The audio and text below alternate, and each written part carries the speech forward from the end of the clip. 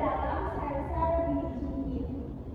Nah, perkecambahan ini dibagi menjadi dua, yang pertama adalah perkecambahan epidel dan juga perkecambahan hipogel. Berdasarkan letak kotiledonya, perkecambahan epidel ini ditandai dengan kotiledo terangkat ke atas sana karena pertumbuhan memanjang bagian hipokotil. Bisa kalian lihat di sini ya, di sini bagian hipokotil ini memanjang. Nah, ini dinamakan dengan perkecambahan epidel.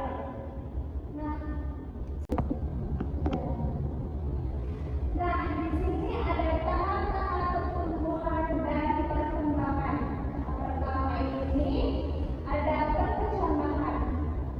Nah, perkecambahan ini ada dua tipe, di mana ada perkecambahan epidel dan juga perkecambahan hipogel. Nah, perkecambahan epidel ini ditandai dengan kotiledonya itu terangkat ke atas permukaan tanah karena bagian memanjang hipokotil. Kotiledo ini muncul sebagai opik biji hijau. Biasanya terjadi pada tumbuhan kacang hijau. Nah, bisa dilihat ya di sini itu hipokotil yang memanjang terus epidel. Kemudian tipe perkecambahan yang kedua yaitu perkecambahan hipogel, di mana perkecambahan hipogel ini ditandai dengan kotiledonya itu tetap berada di bawah tanah, sedangkan tumbuhan terbawa ke atas permukaan tanah. Nah, ini dikarenakan bagian memanjangnya itu adalah bagian epikotil. Biasanya terjadi pada tumbuhan jambu dan juga padi.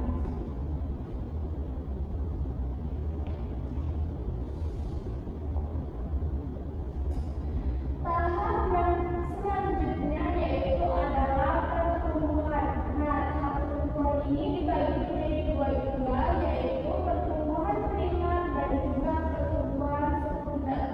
Kalau pertumbuhan primer yaitu proses pertumbuhan yang terjadi karena pertumbuhan dari stem primer yang terdapat pada ujung akar dan juga ujung batang. Sedangkan pertumbuhan sekunder menyebabkan bertambahnya besarnya diameter batang yang terjadi akibat aktivitas sel-sel meristem di antara silem dan juga floem. Tahap selanjutnya yaitu adalah fase reproduktif. Tahap ini ditandai dengan adanya kuncup bunga, buah, dan juga biji.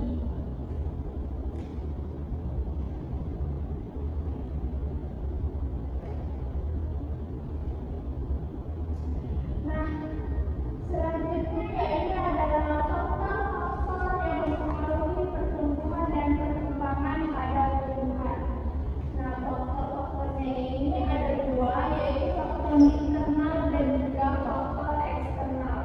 Kalau faktor internal ini adalah faktor yang mempengaruhi pertumbuhan yang bersumber dari tumbuhan itu sendiri. Nah, faktor internal ini terdiri dari gen dan juga hormon. Nah, gen ini berfungsi mengatur reaksi kimia dalam sel.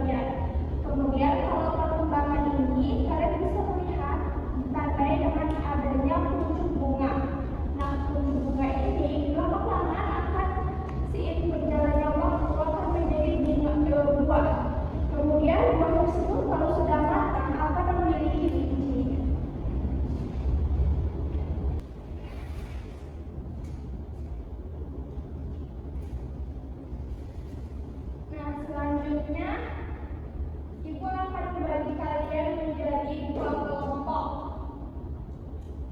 di mana kelompok satu beranggotakan Haliman Tusadia dan juga Dwi Arum, kelompok dua beranggotakan Isti Ratnasari dan juga Ma'rifatul Faridah. Silakan bentuk kelompok.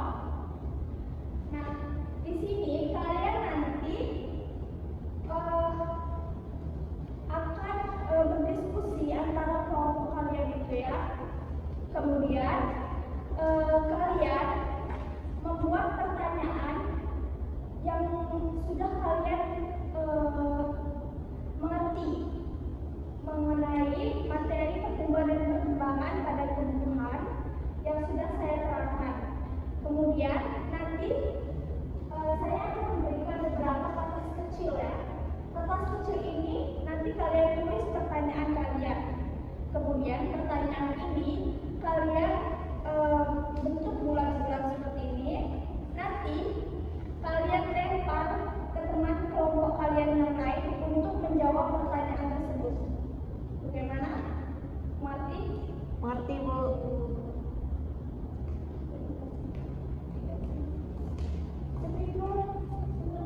Ya, setelah kalian berdiskusi sama anggota kelompok kalian sudah selesai? Sudah, Bu. Sudah ya, baiklah kita mulai. Pertama kita mulai ke kelompok satu dulu. Kita mulai. Coba mau.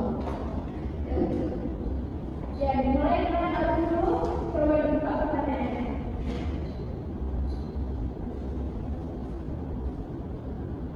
Proses apakah yang terjadi pada gambar tersebut? Yaitu proses pertumbuhan. Ya, benar sekali, proses pertumbuhan. Kemudian dilanjutkan dengan kalimat